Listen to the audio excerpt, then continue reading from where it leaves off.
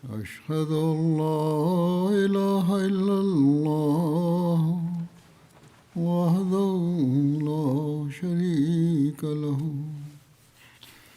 وأشهد أن محمدا عبده ورسوله أما بعد فأعوذ بالله من الشيطان الرجيم بسم الله الرحمن الرحيم الحمد لله رب العالمين الرحمن الرحيم مالك يوم الدين إياك نعبد وإياك نستعين اهدنا الصراط المستقيم صراط الذين أنعمت عليهم غير المغضوب عليهم ولا الضالين. 2 శుక్రవారాల క్రితం మహాప్రవక్త హజరత్ ముహమ్మద్ సల్లల్లాహు అలైహి వసల్లం జీవిత చరిత్ర గురించి ప్రస్తావిస్తూ దైవ ఏకత్వ స్థాపన కోసం ఆయనలో ఉన్న తపనను నేను వివరించాను. ఏ ఉద్దేశ సాధన కోసం ఆయన ఈ లోకానికి పంపబడ్డారో ఆ దైవ ఏకత్వం పట్ల ఆయనకున్న ఆరాటం కేవలం ఆయన మాటల్లోనూ చేతల్లోనూ మాత్రమే కనిపించదు. తన అనుచరులలో కూడా దైవ ఏకత్వం కోసం ఎటువంటి త్యాగానికైనా సిద్ధపడే అరుదైన స్ఫూర్తిని ఆయన నింపారు.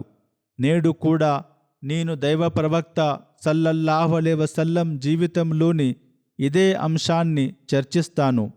ఈ క్రమంలో కొందరు అనుచరుల త్యాగాల ప్రస్తావన కూడా వస్తుంది. దైవ ప్రవక్త గారి ఆచరణాత్మక ఆదర్శం, ఆయన తపన, ఆయన చేసిన ప్రార్థనల ఫలితంగానే అనుచరులు కూడా త్యాగాలకు సిద్ధపడే ఉన్నతమైన ప్రమాణాలను చేరుకోగలిగారు. దైవ ఏకత్వ స్థాపన కోసం మహాప్రవక్త సల్లల్లాహు అలైహి వసల్లం పడిన కష్టాలను, ఆయన సహనాన్ని గురించి ఒక కథనంలో ఈ విధంగా వివరించబడింది. ఒకసారి అన్యారాధకులు దైవ ప్రవక్త సల్లల్లాహు అలైహి వసల్లంతో, మా దైవాల గురించి నీవు ఇలా అనడం లేదా అని అడిగారు. దానికి దైవ ప్రవక్త అవునని సమాధానమిచ్చారు. దానితో వారందరూ ఆయన్ను చుట్టుముట్టారు. ఆ సమయంలో ఎవరో ఒకరు హజరత్ అబూబకర్ రజియల్లాహు అన్హు వద్దకు వెళ్ళి నీ మిత్రుని పరిస్థితి ఏమిటో చూడమని చెప్పారు. హజరత్ అబూబకర్ రజియల్లాహు అన్హు వెంటనే బయలుదేరి మస్జిదుల్ హరాంకు చేరుకున్నారు. అక్కడ ప్రజలందరూ ప్రవక్త గారిని చుట్టుముట్టి ఉండడం ఆయన చూశారు. హజరత్ అబూబకర్ రజియల్లాహు తాలా అన్హు వారితో, మీకు వినాశనం కలుగుగాక అని అంటూ పవిత్ర ఖుర్ఆన్ వాక్యాన్ని పఠించారు. అతఖ్తులూన రజులన్ అన్ యఖూల రబ్బియల్లాహ్ వఖద్ జాఅకుం బిల్ బయ్యనాతి మిర్ రబ్బికుం, అనగా కేవలం నా ప్రభువు అల్లాహ్ అని అన్నందుకే మీరు ఒక వ్యక్తిని చంపేస్తారా? పైగా అతడు మీ ప్రభువు తరపున స్పష్టమైన నిదర్శనాలను కూడా మీ ముందుకు తీసుకువచ్చాడు కదా. ఇది విన్న వెంటనే వారు అల్లాహ్ ప్రవక్తను వదిలేసి హజరత్ అబూబకర్ పై పడి ఆయన్ను కొట్టడం ప్రారంభించారు. హజరత్ అబూబకర్ కుమార్తె హజరత్ అస్మా రజియల్లాహు తాలా అన్హా ఇలా వివరించారు. ఆయన అనగా అబూబకర్ రజియల్లాహు తాలా అన్హు మా వద్దకు తిరిగి వచ్చినప్పుడు ఆయన తన జుట్టును తాకగానే అది చేతిలోకి వచ్చేస్తుంది. వారు ఆయన జుట్టును ఎంత బలంగా లాగారంటే వెంట్రుకలు కుదుళ్లతో సహా పడి ఊడి వచ్చాయి.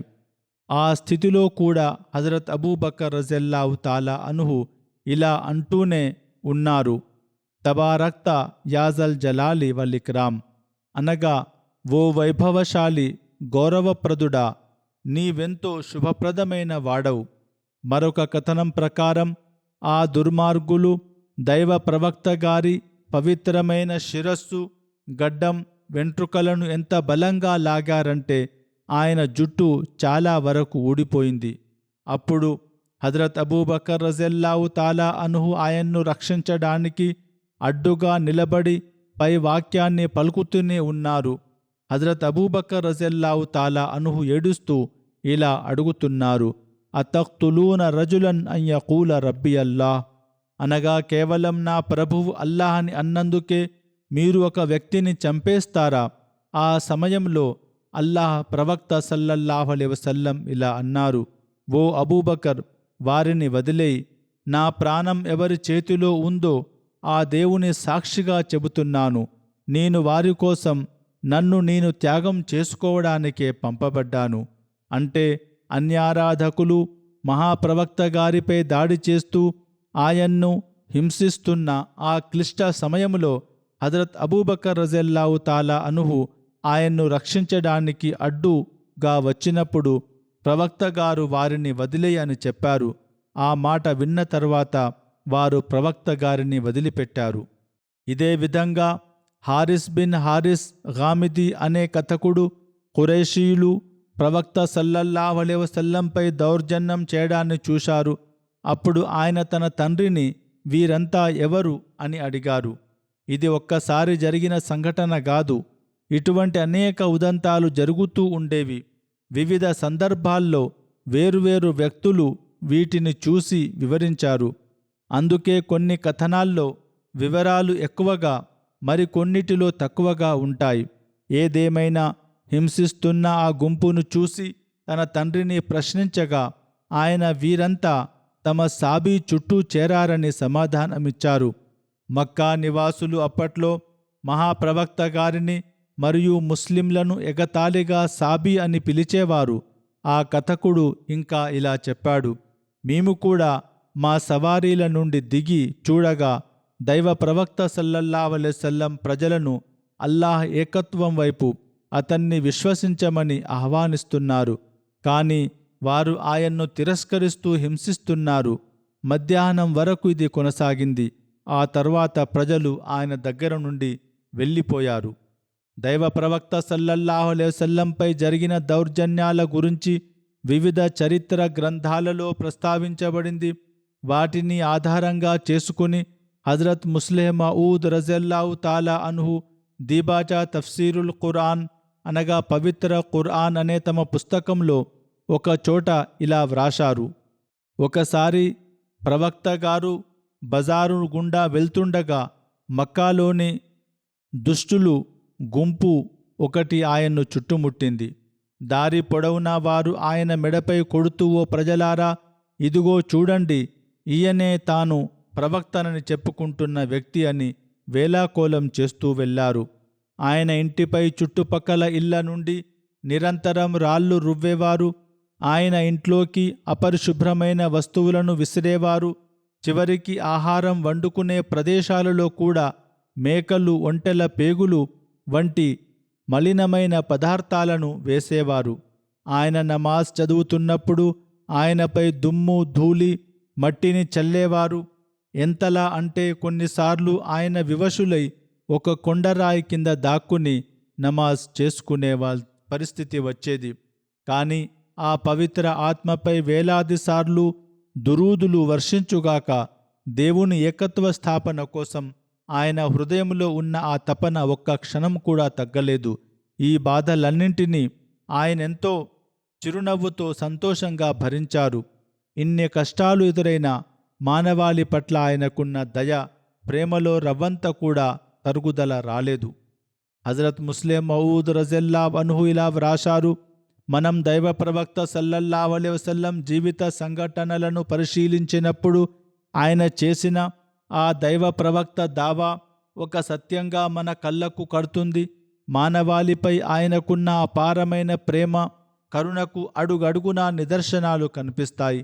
ఏకేశ్వరుని సందేశాన్ని ప్రజలకు చేరవేయడం కోసం ఆయన ఎన్నెన్నో ఏళ్లపాటు వర్ణనాతీతమైన కష్టాలను అనుభవించేవారు.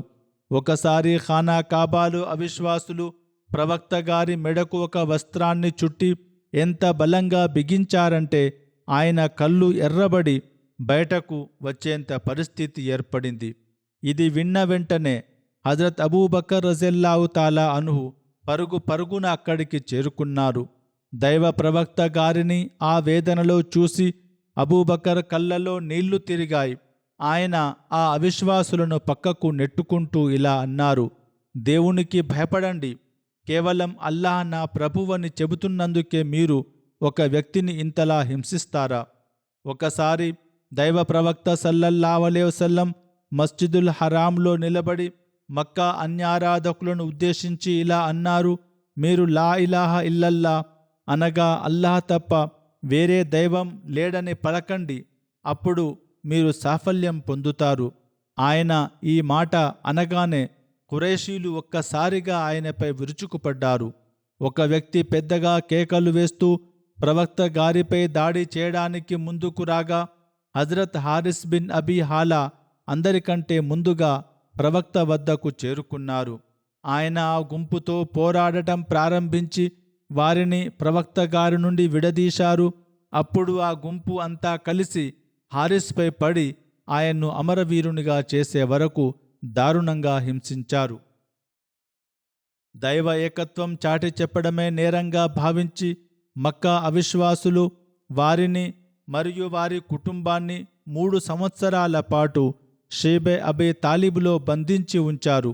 అన్ని రకాల సామాజిక సంబంధాలను తెంచివేస్తూ సోషల్ బైకాట్ చేస్తూ అక్కడ బంధించారు. ఈ బహిష్కరణ ముగిసిన తర్వాత ఒకవైపు దైవ ప్రవక్త సల్లల్లాహు అలైహి వసల్లం మునుపటి కంటే రెట్టింపు పట్టుదలతో ధైర్య సాహసాలతో మక్కా అంతటా దైవ ఏకత్వ సందేశాన్ని మరింత ఉధృతంగా ప్రచారం చేయడం ప్రారంభించారు. మరోవైపు ఇది చూసి సహించలేని ఖురైషీలు అల్లాహ్ ప్రవక్తపై మళ్లీ దౌర్జన్యాలు, హింసను మొదలుపెట్టారు. మహాప్రవక్త సల్లల్లాహు అలైహి వసల్లం గారి తాయిఫ్ ప్రయాణం చరిత్రలో ఒక ప్రసిద్ధ ఘట్టం. దీని గురించి హజరత్ మిర్జా బషీర్ అహ్మద్ గారొక చోట ఇలా వివరించారు: షేబే అబే తాలిబ్ ముట్టడి ముగిసి మహాప్రవక్త సల్లల్లాహు అలైహి వసల్లంకు తన కార్యకలాపాల్లో కొంతమేర స్వేచ్ఛ లభించినప్పుడు ఆయన తాయిఫ్ వెళ్ళి అక్కడి ప్రజలకు ఇస్లాం ఆహ్వానాన్ని అందించాలని నిశ్చయించుకున్నారు. తాయిఫ్ అనేది మక్కాకు ఆగ్నేయ దిశలో సుమారు 40 మైళ్ళ దూరంలో ఉన్న ఒక ప్రసిద్ధ ప్రాంతం. అక్కడ బనూ సకీఫ్ తెగ నివసించేది.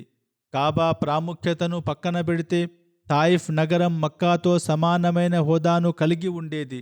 అక్కడెంతో మంది ధనవంతులు, ప్రభావశీలురు ఉండేవారు. తాయిఫ్ ప్రాముఖ్యతను మక్కా నివాసులు కూడా అంగీకరించేవారు. అందుకే పవిత్ర ఖుర్ఆన్ వాక్యంలో వారిలా అన్నట్లు పేర్కొనబడింది: వకాలూ లౌలా నుజ్జిల హాజల్ ఖుర్ఆను అలా రజులిం మినల్ ఖర్యతైని అజీం. అనగా ఒకవేళ ఈ పవిత్ర ఖుర్ఆన్ దేవుని తరపున వచ్చినదే అయితే అది మక్కా లేదా తాయిఫ్ నగరాలలోని ఎవరో ఒక గొప్ప వ్యక్తిపై ఎందుకు అవతరించలేదు? ప్రవక్తగా ప్రకటించుకున్న 10వ సంవత్సరం షవ్వాల్ మాసంలో ప్రవక్త గారు ఒంటరిగా లేదా కొన్ని కథనాల ప్రకారం హజరత్ జైద్ బిన్ హారిసాతో కలిసి తాయిఫ్ వెళ్లారు. అక్కడ 10 రోజులు ఉండి ఆ నగరంలోని అనేక మంది ప్రముఖులను కలిశారు. కానీ మక్కాలాగే తాయిఫ్ అదృష్టంలో కూడా అప్పటికీ ఇంకా విశ్వాసం రాసి పెట్టిలేదు. ప్రతి ఒక్కరూ ఆయన్ను తిరస్కరించడమే కాకుండా వేలాకోలం చేశారు. చివరికి వారు తాయిఫ్ అగ్రనేత అబ్ద్ యాలైల్ వద్దకు వెళ్ళి ఇస్లాం సందేశాన్ని అందించారు. కానీ అతను కూడా స్పష్టంగా తిరస్కరించాడు. అంతటితో ఆగకుండా ఎగతాళిగా ఇలా అన్నాడు: ఒకవేళ మీరు నిజంగానే ప్రవక్త అయితే మీతో మాట్లాడే అర్హత నాకు లేదు. ఒకవేళ మీరు అబద్ధం చెబుతుంటే మీతో మాట్లాడడం నిరర్థకం. ఆపై ప్రవక్త గారి మాటలు తమ నగర యువకులపై ప్రభావం చూపుతాయేమో అన్న భయంతో అతను ఇలా అన్నాడు: మీరు ఇక్కడి నుండి వెళ్ళిపోవడమే మంచిది, ఎందుకంటే ఇక్కడ ఎవరూ మీ మాట వినడానికి సిద్ధంగా లేరు. ఆ తర్వాత ఆ దుర్మార్గుడు నగరంలోని అల్లరి మూకలను ప్రవక్త గారి వెనుక ఉసిగొల్పాడు. ప్రవక్త గారు నగరం నుండి బయటకు వస్తుండగా ఆ గుంపు కేకలు వేస్తూ ఆయన్ను వెంబడించి ఆయనపై రాళ్లురువ్వడం ప్రారంభించారు. ఆ రాళ్ల దెబ్బలకు ప్రవక్త గారి పవిత్ర శరీరమంతా రక్తసిక్తమైపోయింది.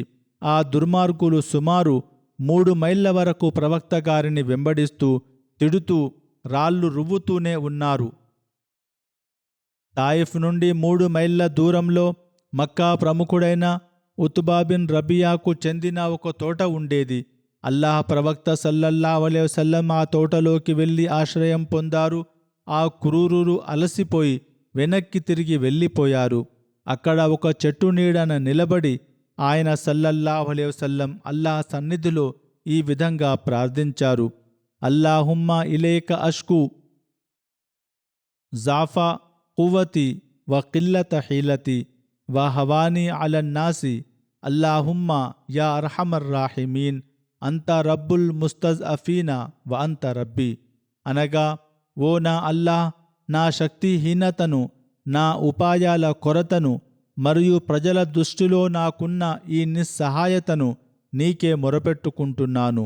ఓ నా అల్లాహ్, నీవు అందరికంటే ఎక్కువగా కరుణించేవాడవు. బలహీనులకు, దిక్కులేని వారికి నీవే సంరక్షకుడివి మరియు నీవే నా పోషకుడవు.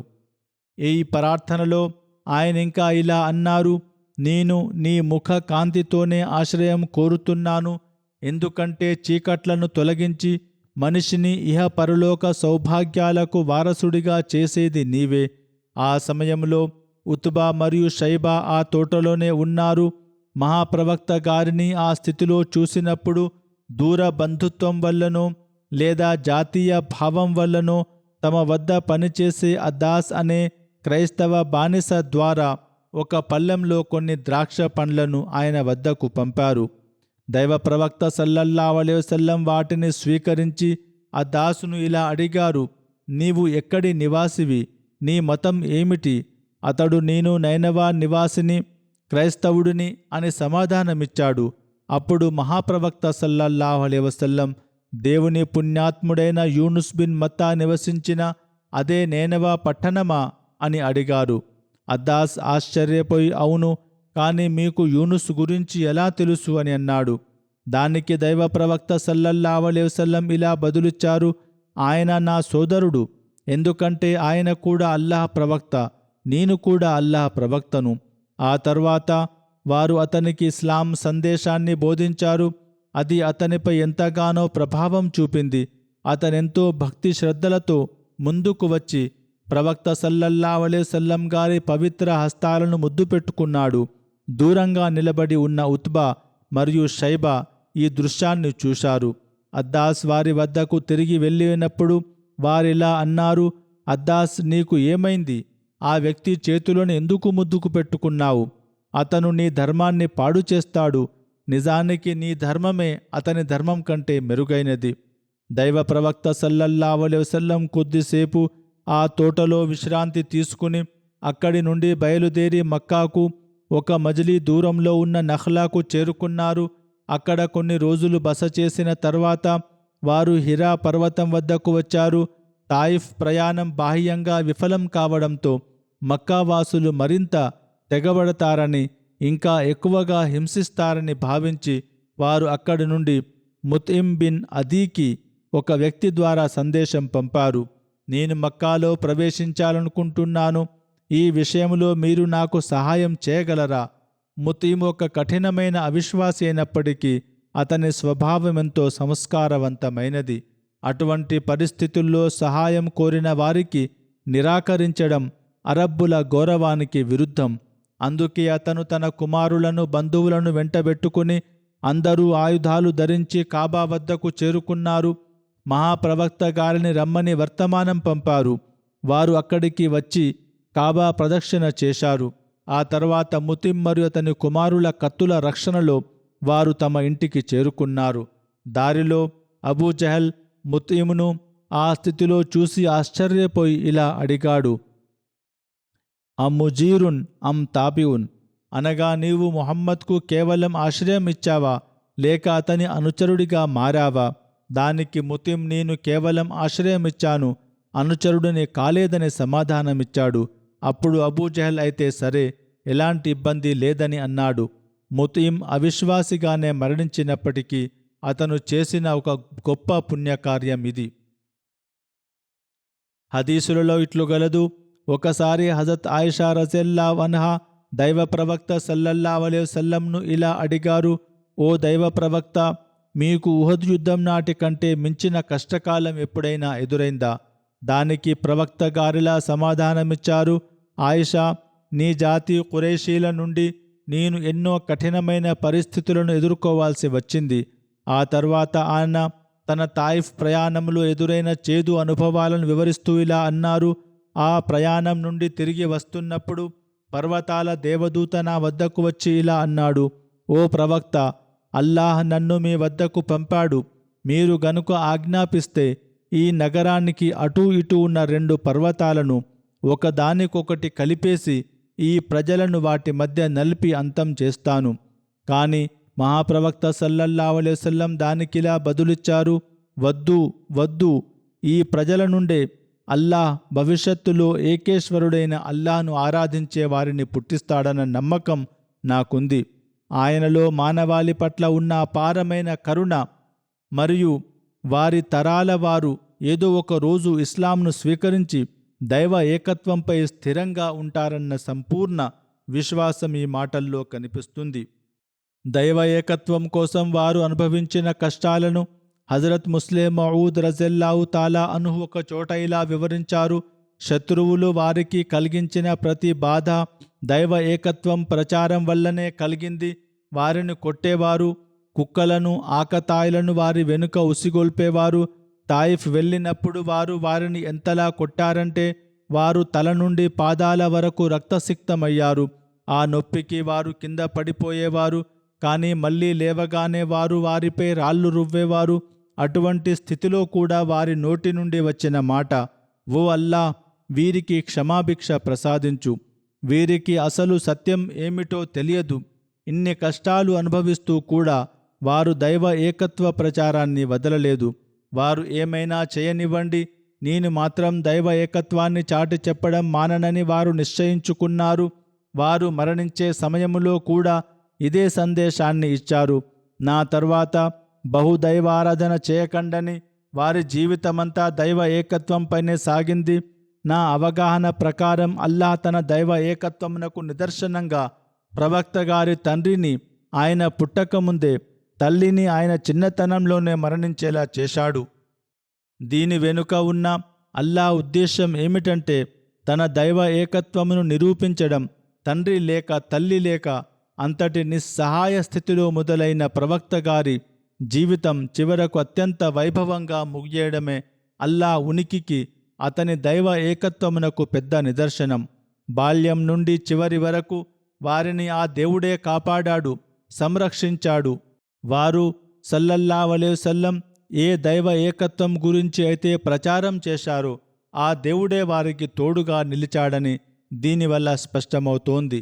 మక్కాలో మహాప్రవక్త సల్లల్లాహు అలైహి వసల్లం వ్యక్తిగతంగానూ సామూహికంగానూ దైవ ఏకత్వ ప్రచారాన్ని కొనసాగించేవారు.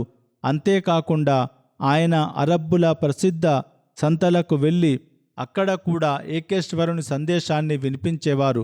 మక్కా వెలుపల వివిధ ప్రాంతాలలో ప్రజలు క్రయ విక్రయాల కోసం పెద్ద ఎత్తున గుమికూడేవారు. వీటిని అస్వాకుల్ అరబ్ అని పిలిచేవారు.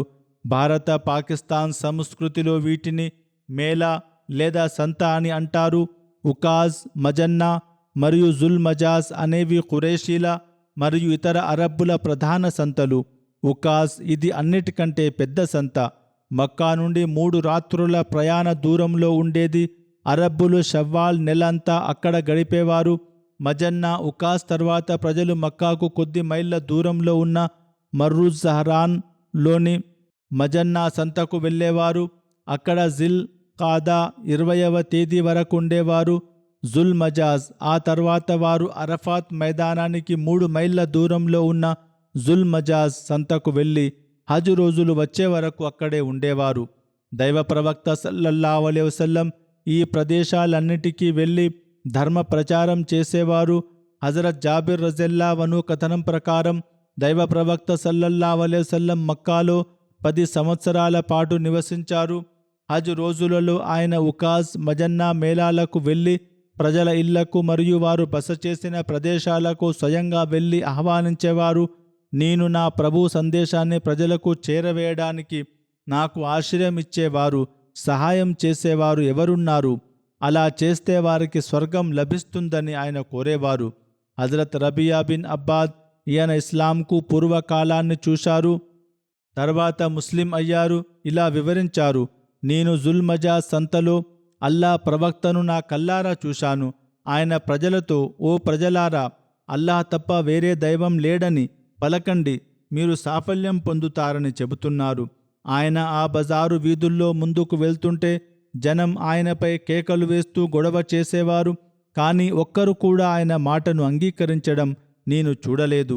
అయినప్పటికీ ప్రవక్త గారు మౌనంగా ఉండకుండా నిరంతరం, ఓ ప్రజలారా, లా ఇలాహ ఇల్లల్లా అని పలకండి, మీరు విజయం సాధిస్తారని పిలుపునిస్తూనే ఉన్నారు.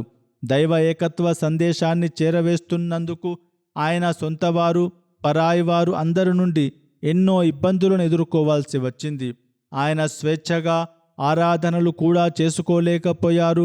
ముస్లింల ఆరాధనలకు ఆటంకం కలిగించేవారు, వారిపై దాడులు చేసేవారు, ఎవరైనా ఇస్లాం స్వీకరిస్తే వారిని దారుణంగా హింసించేవారు. నమాజ్ ఆరాధనల నిర్వహణకు సంబంధించి ఒక కథనం ఈ విధంగా ఉంది: అల్లాహ్ ప్రవక్త సల్లల్లాహు అలైహి వసల్లం మరియు హజరత్ అలీ మక్కా పర్వతాలలోని ఒక లోయలోకి వెళ్ళి ప్రజల కంట పడకుండా రహస్యంగా నమాజ్ చేసేవారు. చాలా కాలం పాటు వారిలాగే చేశారు. ఒకరోజు హజరత్ అబూ తాలిబ్కు ఈ విషయం తెలిసి వారిద్దరూ నమాజ్ చేయడాన్ని చూశారు. అప్పుడు ఆయన మహాప్రవక్త గారితో, ఓ నా సోదరుని కుమారుడా, నీవు స్వీకరించిన ఈ ధర్మం ఏమిటి అని అడిగారు. దానికి దైవ ప్రవక్త సల్లల్లాహు అలైహి వసల్లం ఇలా సమాధానమిచ్చారు: ఓ నా ప్రియమైన చిన్నాన్న, ఇది అల్లాహ్ ధర్మం, అతని దూతల, అతని ప్రవక్తల మరియు మన తండ్రి ఇబ్రాహీం అలైహిస్సలాం ధర్మం. అల్లాహ్ నన్ను ఈ ధర్మంతో ప్రవక్తగా చేసి తన దాసుల వద్దకు పంపాడు. ఓ చిన్నాన్న, నేను మీకు హితబోధ చేయడానికి, మిమ్మల్ని సన్మార్గం వైపు ఆహ్వానించడానికి అందరికంటే ఎక్కువ అర్హులు మీరే. ఈ సత్యాన్ని స్వీకరించడంలో, నాకు సహాయపడడంలో మీరు ముందుండాలి. అప్పుడు హజరత్ అబూ తాలిబ్ ఇలా అన్నారు: ఓ నా సోదరుని కుమారుడా, నా పూర్వీకుల ధర్మాన్ని నేను వదులుకోలేను. కానీ నేను బ్రతికి ఉన్నంత కాలం శత్రువుల నుండి నీకు ఎటువంటి కీడు జరగనివ్వను. నేను నీకు తప్పకుండా తోడుగా ఉంటాను. తర్వాత హజరత్ అబూ తాలిబ్ తన కుమారుడైన హజరత్ అలీని కూడా అడిగారు: నీవు స్వీకరించిన ఈ ధర్మం ఏమిటి అని. దానికి అలీ రజల్లాహు అన్హు ఇలా బదులిచ్చారు: నేను అల్లాహ్ మరియు అతని ప్రవక్తను విశ్వసించాను. ఆయన తీసుకువచ్చిన సందేశాన్ని ధృవీకరించాను. నేను ఆయనతో కలిసి అల్లాహ్ను ఆరాధిస్తున్నాను. ఇది విన్న హజరత్ అబూ తాలిబ్, నిశ్చయంగా ఆయన నిన్ను మేలు, మంచివైపుకే ఆహ్వానిస్తున్నారు, కాబట్టి నీవు ఆయనతోనే ఉండు అని తన కుమారునికి సూచించారు. నేను ముందే చెప్పినట్లుగా దైవ ఏకత్వమును స్వీకరించినందుకు అనుచరులపై కూడా ఎనలేని దౌర్జన్యాలు జరిగాయి. మక్కా కురైషీలు ఒకవైపు తమ అధికారాన్ని, పలుకుబడిని ఉపయోగించి దౌత్యపరంగా బెదిరింపుల ద్వారా దైవ ప్రవక్తను ఇస్లాం ప్రచారం నుండి ఆపడానికి ప్రయత్నించారు. మరోవైపు ఇస్లాం స్వీకరించిన వారిపై వారు సాగించిన అమానుషమైన అరాచకాలు, క్రూరత్వం గురించి రాయడానికి కలం సరిపోదు. వాటిని వివరించడానికి ఎవరికీ ధైర్యం చాలదు. ఏదేమైనా చరిత్రలో నమోదైన ఆ వివరాలు వింటేనే మనిషి హృదయం ద్రవిస్తుంది. హజరత్ బిలాల్ రజిల్లాహు అన్హు దైవ ప్రవక్తను విశ్వసించినప్పుడు ఆయన్ను రకరకాలుగా హింసించేవారు. వారు హింసను మరింత తీవ్రం చేసినప్పుడు హజరత్ బిలాల్ నోటి నుండి కేవలం అహద్ అహద్ అనగా దేవుడు ఒక్కడే, దేవుడు ఒక్కడే అనే మాటలే వచ్చేవి. ఆ హింసించేవారు మేము చెప్పినట్లుగా బహుదైవాల పేర్లు పలుకొని ఆయనపై ఒత్తిడి తెచ్చేవారు. దానికి హజరత్ బిలాల్ రజిల్లాహు తాలా అన్హు ఇలా బదులిచ్చేవారు: మీరు చెబుతున్న ఆ మాటలను పలకడానికి నా నాలుక సహకరించడం లేదు, నేను వాటిని పలకలేను. మరొక కథనం ప్రకారం అన్యారాధకులు హజరత్ బిలాల్ రజిల్లాహు తాలా అన్హును హింసిస్తూ తమ వైపు తిప్పుకోవాలని ప్రయత్నించినప్పుడల్లా ఆయన అల్లాహ్ అల్లాహ్ అని మాత్రమే అనేవారు. ఆయన యజమానులు ఆయన్ను నేల మీద పడుకోబెట్టి ఆయనపై రాళ్ళు, ఆవు చర్మాన్ని వేసి నీ దైవం లాత్ మరియు ఉజ్జా అని బలవంతం చేసేవారు. కానీ ఆయన మాత్రం అహద్ అహద్ అని పలికేవారు. ఆ సమయంలో హజరత్ అబూబకర్ అక్కడికి వచ్చి ఇంకెంతకాలం ఈ వ్యక్తిని హింసిస్తారు అని ప్రశ్నించి 7 ఓకియాలు అనగా సుమారు 280 దిర్హములు ఇచ్చి బిలాల్ను కొనుగోలు చేసి ఆయన్ని విముక్తి చేశారు. హజరత్ బిలాల్తో పాటు Hazrat Sumayya, Hazrat Ammar bin Yasir, Hazrat ఖబ్బాబ్ మరియు మరెందరో బానిసలు, స్వతంత్ర పురుషులు, మహిళలు దైవ ఏకత్వాన్ని విశ్వసించినందుకు మక్కా అవిశ్వాసుల దారుణమైన హింసకు గురయ్యారు. కేవలం బలహీనమైన ముస్లింలే కాకుండా దైవ ప్రవక్త సల్లల్లాహు అలైహి వసల్లం కూడా వారి హింస నుండి తప్పించుకోలేకపోయారు. వాస్తవానికి అందరికంటే ఎక్కువ వేదనను దైవ ప్రవక్త గారే అనుభవించారు. శారీరక హింసతో పాటు మానసిక వేదన కూడా తక్కువ ఏమీ కాదు. ముహమ్మద్ సల్లల్లాహు అలైహి వసల్లం అంటే అత్యధికంగా ప్రశంసించబడేవారు అన్న ఆయన పవిత్ర నామాన్ని మార్చి ముజమ్మం అనగా అత్యధికంగా నిందించబడేవాడు అని నౌజ్ బిల్లా వారు పిలిచేవారు. ఆ గ్రామంలోని అత్యంత సత్యవంతుడైన వ్యక్తిని అబద్ధాల కోరు అని పిలిచేవారు. ఆ జాతి క్షేమం కోరే మహానుభావుడిని మోసగాడని, లోభి అని నిందించేవారు. తన ఆరోగ్యాన్ని, యవ్వనాన్ని, పగలు రాత్రిని ప్రజల సంస్కరణ కోసం అంకితం చేసిన ఆయన్ను పిచ్చివాడని, వ్యాధిగ్రస్తుడని అనేవారు. మరికొన్నిసార్లు మహాప్రవక్త సల్లల్లాహు అలైహి వసల్లం మెడలో గుడ్డ వేసి ఎంత గట్టిగా లాగేవారంటే ఆయన ఊపిరి ఆగిపోయేంత పరిస్థితి వచ్చేది. కొన్నిసార్లు ఆయనపై రాళ్ళు రువ్వేవారు, మరికొన్నిసార్లు ఆయనపై మలిన వస్తువులు వేసేవారు. ఉర్వా బిన్ జుబైర్ ఇలా నివేదించారు, నేను Hazrat Abdullah bin Amr bin ఆసును ఇలా అడిగాను, బహుదైవారాధకులు దైవ ప్రవక్త సల్లల్లాహు అలైహి వసల్లం పట్ల చేసిన అత్యంత దారుణమైన ప్రవర్తన గురించి నాకు చెప్పండి. అప్పుడు ఆయన ఇలా అన్నారు, ఒకసారి మహాప్రవక్త సల్లల్లాహు అలైహి వసల్లం మస్జిదుల్ హరాంలోని హతీం అనగా కాబా పక్కన ఉన్న ఖాళీ ప్రదేశం, దీని చుట్టూ చిన్న గోడ ఉంటుంది, లో నమాజ్ చదువుతున్నారు. అప్పుడు ఉక్బా బిన్ అబీ ముఐత్ వచ్చి తన వస్త్రాన్ని ప్రవక్త గారి మెడకు చుట్టి ఆయన గొంతును గట్టిగా నొక్కాడు. అంతలో హజరత్ అబూబకర్ రజల్లాహు అన్హు అక్కడికి చేరుకుని ఉక్బా భుజం పట్టుకుని పక్కకు నెట్టేసి ప్రవక్త గారి నుండి అతడిని దూరం చేశారు. ఆపై ఆయన ఇలా అన్నారు, అతక్తులూన రజులన్ అన్ యకూల రబ్బీ అల్లా అనగా కేవలం నా ప్రభు అల్లా అని చెబుతున్నందుకే మీరు ఒక మనిషిని చంపేస్తారా? యుద్ధ సమయాల్లో కూడా దైవ ఏకత్వ విషయంలో వారెంతో పట్టుదలతో ఉండేవారు. ఉహద్ యుద్ధంలోని ఒక ప్రసిద్ధ సంఘటన దీనికి నిదర్శనం. యుద్ధం ముగిసే సమయంలో అబూ సుఫ్యాన్, అప్పట్లో శత్రువుల నాయకుడు, ఎత్తైన ప్రదేశం నుండి ఇలా అరిచాడు, మీలో ముహమ్మద్ ఉన్నాడా? అబూబకర్ ఉన్నాడా? ఉమర్ ఉన్నాడా? ముస్లిములు అప్పటికే దెబ్బతిని బలహీనంగా ఉన్నందున సమాధానమిస్తే శత్రువులు మళ్లీ దాడి చేస్తారనే ఉద్దేశంతో మహాప్రవక్త సల్లల్లాహు అలైహి వసల్లం ఎవరూ సమాధానం ఇవ్వకండని ఆదేశించారు. దానితో అబూ సుఫ్యాన్ అహంకారంతో హుబుల్ విగ్రహం పేరు వర్ధిల్లాలని నినదించాడు. విగ్రహం పేరు వినగానే మహాప్రవక్త సల్లల్లాహు అలైహి వసల్లం తట్టుకోలేకపోయారు. తన ప్రాణానికి ప్రమాదం ఉన్నా సరే దేవుని ఏకత్వానికి భంగం కలగకూడదని భావించి వెంటనే అనుచరులతో మీరు దీనికి జవాబివ్వండి అని అన్నారు.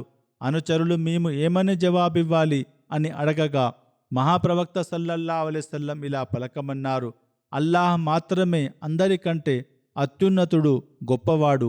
అప్పుడు అబూ సుఫ్యాన్, మాకు ఉజ్జా విగ్రహముంది, మీకు ఉజ్జా లేదని అన్నాడు. దానికి కూడా మహాప్రవక్త గారు సమాధానం ఇవ్వమన్నారు. అనుచరులు ఏమని చెప్పాలి అని అడగగా మహాప్రవక్త సల్లల్లాహు అలైహి వసల్లం ఇలా అన్నారు, అల్లాహ్ మాకు సహాయకుడు, రక్షకుడు, మీకు ఎవరూ రక్షకులు లేరు. ఎక్కడైతే అల్లాహ్ ఉనికి, దైవ ఏకత్వానికి సంబంధించిన ప్రశ్న వస్తుందో అక్కడ వారు సల్లల్లాహు అలైహి వసల్లం ప్రాణాపాయాన్ని కూడా లెక్క చేయకుండా సత్యాన్ని ప్రకటించారు. దైవ ఏకత్వం పట్ల అల్లాహ్ ప్రవక్తకు ఉన్న గొప్ప పట్టుదల కారణంగానే ఆ క్లిష్ట సమయంలో కూడా ఆయన అనుచరులతో ఇలా పలకమన్నారు, అల్లాహ్ అందరికంటే అత్యున్నతుడు, గొప్పవాడు. మీరు అబద్ధం చెబుతున్నారు. హుబుల్ విగ్రహం గొప్పది కాదు.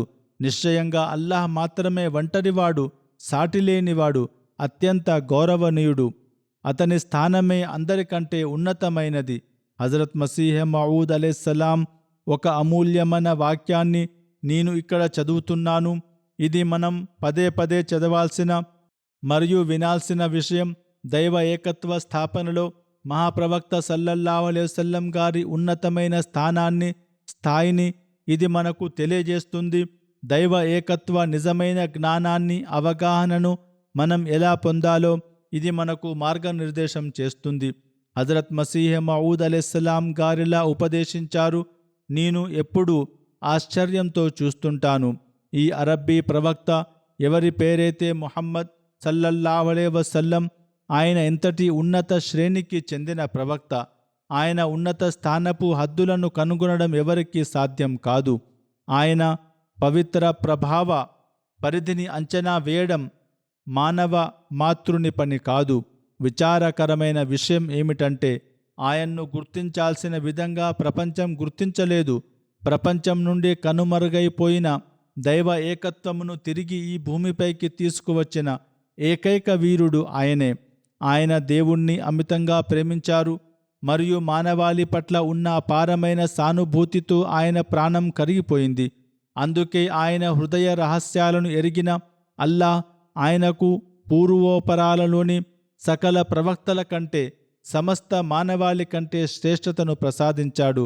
ఆయన కోరికలన్నింటినీ ఆయన జీవిత కాలంలోనే నెరవేర్చాడు. ఆయన అల్లాహ్ను ప్రేమించడంలోనూ అత్యున్నత శిఖరాలను చేరుకున్నారు. అల్లాహ్ సృష్టించిన ప్రాణులపై సానుభూతి చూపడంలోనూ ఉన్నత ప్రేమను కనబరిచారు. ప్రజలు దేవునికి దగ్గరవ్వాలని, దైవ ఏకత్వంపై స్థిరంగా ఉండాలని, వారి ఇహ పరలోక జీవితాలను చక్కదిద్దుకోవాలని ఆయన నిరంతరం తపించారు. ప్రతి మేలుకు మరియు ప్రతి ఆధ్యాత్మిక అనుగ్రహానికి కారకుడు ఆయనే.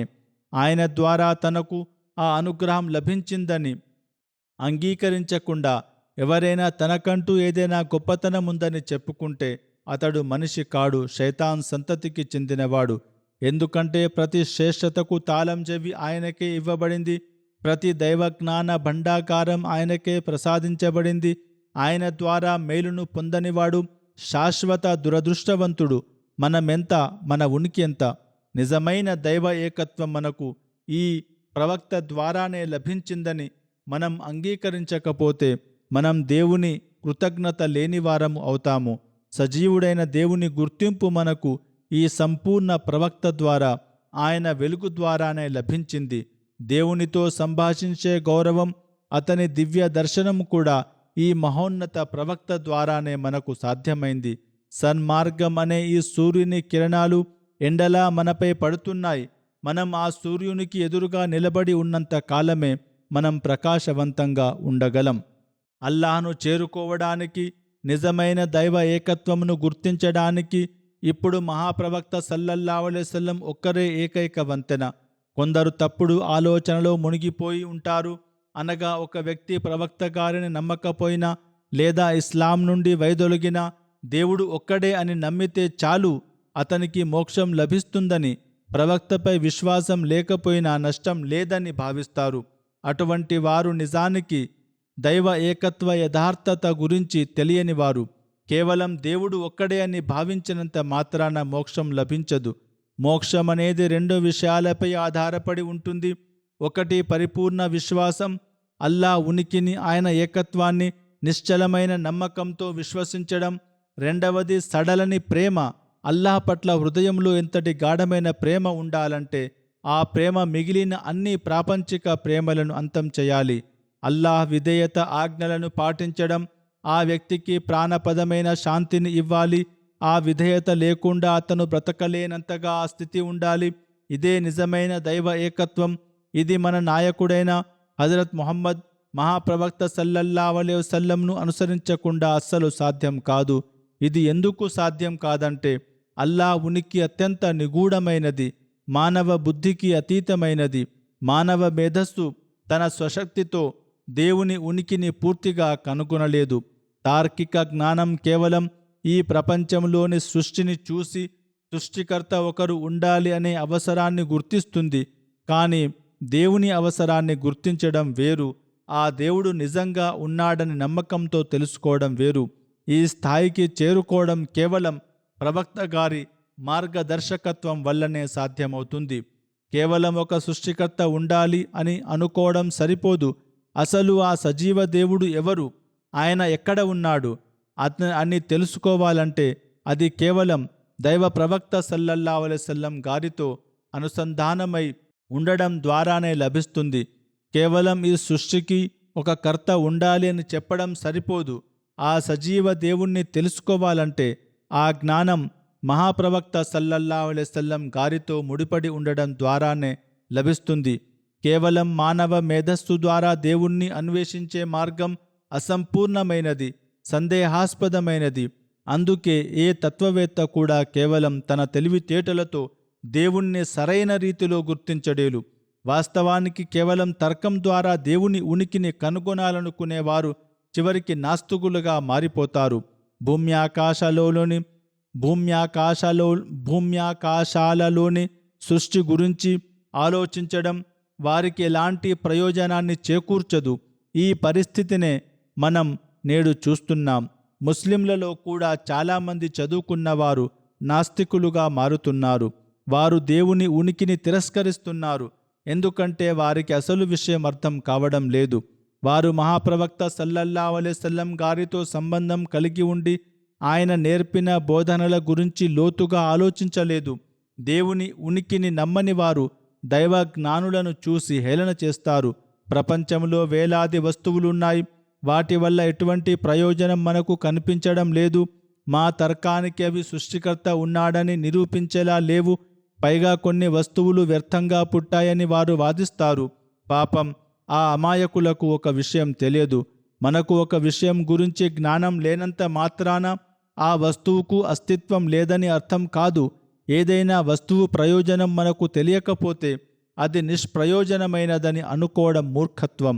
ఈ కాలంలో తమను తాము మేధావులమని, తత్వవేత్తలమని భావించుకుంటూ దేవుని ఉనికిని తీవ్రంగా వ్యతిరేకించేవారు లక్షలాది మంది ఉన్నారు. ఒకవేళ కేవలం తర్కం ద్వారానే దేవుడు ఎవరో తెలిసినట్లయితే వారు దేవుని ఉనికిని ఇంతలా ఎగతాళి చేసేవారు కాదు. కాబట్టి కేవలం తత్వవేత్తల నావపై కూర్చుని ఎవరూ సందేహాల నుండి లేదా వాటి సుడిగుండం నుండి బయటపడలేరు. వారు ఖచ్చితంగా మునిగిపోతారు. వారికి నిజమైన దైవ ఏకత్వ రుచి ఎప్పటికీ దక్కదు. మహాప్రవక్త సల్లల్లాహు అలైహి వసల్లం అనే మధ్యవర్తిత్వం లేకుండా దైవ ఏకత్వం లభిస్తుందని, మోక్షం దొరుకుతుందని అనుకోవడం ఎంతటి అపవిత్రమైన ఆలోచనో ఒకసారి ఆలోచించండి. ఓ అజ్ఞానులారా, దేవుని ఉనికిపైనే పూర్తి నమ్మకం లేనప్పుడు అతని ఏకత్వంపై నమ్మకం ఎలా కలుగుతుంది? కాబట్టి నిజమైన దైవ ఏకత్వం కేవలం ప్రవక్త గారి ద్వారానే లభిస్తుందని నిశ్చయంగా తెలుసుకోండి. మన ప్రవక్త సల్లల్లాహు అలైహి వసల్లం ఆనాడు అరబ్బు దేశపు నాస్తికులకు వేలాది ఆకాశ నిదర్శనాలను చూపి దేవుని ఉనికిని ఒప్పించారు. నేటికి ఈ ప్రవక్త గారిని మనస్ఫూర్తిగా అనుసరించేవారు అవే నిదర్శనాలను నాస్తికుల ముందు ఉంచుతున్నారు. నిజం ఏమిటంటే మనిషి సజీవ దేవుని సజీవ శక్తులను కల్లారా చూసే వరకు అతని హృదయం నుండి శైతాన్ బయటకు వెళ్ళడు. అప్పుడే నిజమైన దైవ ఏకత్వం మనసులో ప్రవేశిస్తుంది. ఈ పవిత్ర సంపూర్ణ దైవ ఏకత్వం కేవలం మహాప్రవక్త సల్లల్లాహు అలైహి వసల్లం ద్వారా మాత్రమే లభిస్తుంది. కాబట్టి మనం అన్వేషించాల్సింది దేనికోసమైతే నిరంతరం ప్రయత్నించాలో అది ఇదే సత్యమైన దైవ ఏకత్వం. మన విశ్వాసాన్ని ఎటువంటి త్యాగానికైనా సిద్ధంగా ఉండే స్థాయికి చేరుకోవడానికి మనం కృషి చేయాలి. మహాప్రవక్త సల్లల్లాహు అలైహి వసల్లంపై మన హృదయాలలో నిజమైన ప్రేమను పెంపొందించుకోవాలి. ఈ కాలంలో దైవ ఏకత్వ స్థాపన ప్రక్రియను కొనసాగించడానికి అల్లాహ్ ప్రవక్త గారికి సత్యమైన సేవకుణ్ణి పంపాడు. మనం ఆయన వద్ద బయత్ ప్రమాణం చేశాము. ఇప్పుడు ఆ ప్రమాణానికి న్యాయం చేయడానికి, దైవ ఏకత్వ లక్ష్యాన్ని నెరవేర్చడానికి మనం శక్తివంచన లేకుండా ప్రయత్నించవలను. దానికోసం అల్లాహ్ను ప్రార్థించవలను. ముఖ్యంగా ఈ రంజాన్ మాసంలోని మిగిలిన రోజులలో మనం ప్రత్యేకంగా దుఆ చేయవలను. దైవ ఏకత్వ స్థాపనలో, దైవ ఏకత్వపు గౌరవాన్ని కాపాడడంలో మనం అందరికంటే ముందుండాలి. అల్లాహ్ మనకు ఆ సామర్థ్యాన్ని ప్రసాదించుగాక, మనలోని బలహీనతలను తొలగించుగాక. గత శుక్రవారం నేను చెప్పినట్లుగా ముస్లిం సమాజం కోసం కూడా ప్రత్యేకంగా దుఆ చేయండి. వీరు కూడా నిజమైన దైవ ఏకత్వంను అర్థం చేసుకునేవారు, దానిని ఆచరించేవారు కావలను.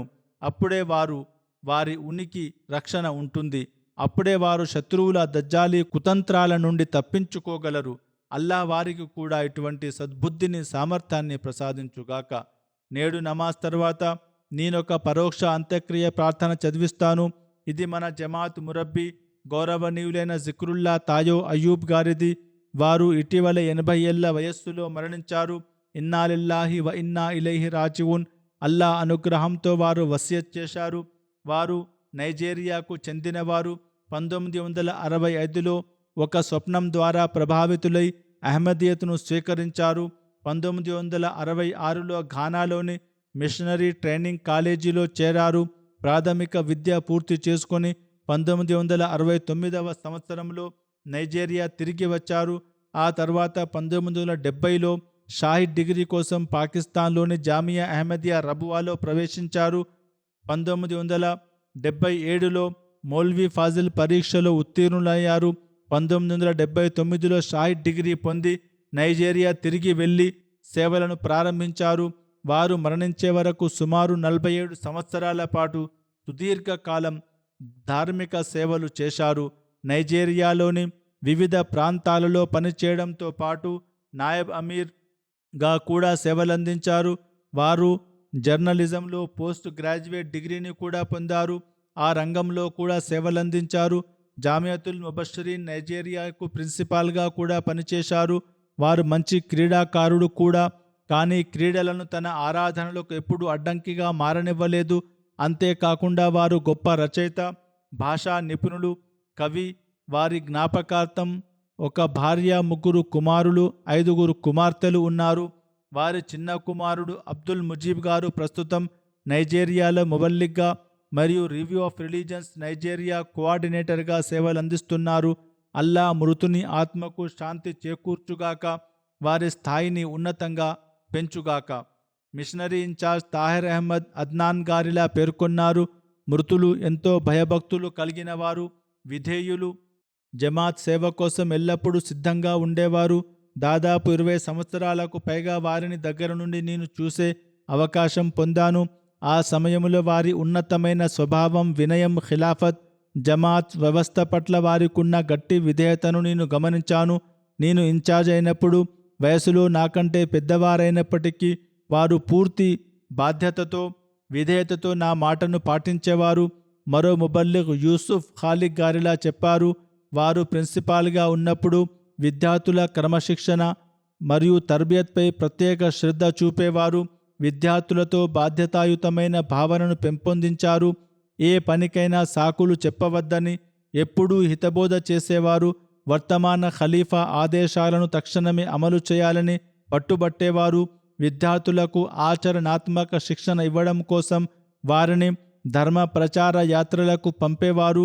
ప్రతి విషయంలోనూ వారు స్వయంగా ఆదర్శంగా నిలిచి విద్యార్థుల జీవితాలపై గాఢమైన ప్రభావాన్ని చూపారు. నేను కూడా వారిని చూశాను. వారు అత్యంత నిష్కపటి, నమ్మకస్తుడు, వినయపూర్వకమైన వ్యక్తి. అల్లాహ్ వారికి క్షమాభిక్ష ప్రసాదించి తన కరుణను కురిపించుగాక, వారి స్థానాన్ని స్వర్గంలో ఉన్నత స్థాయికి చేర్చుగాక.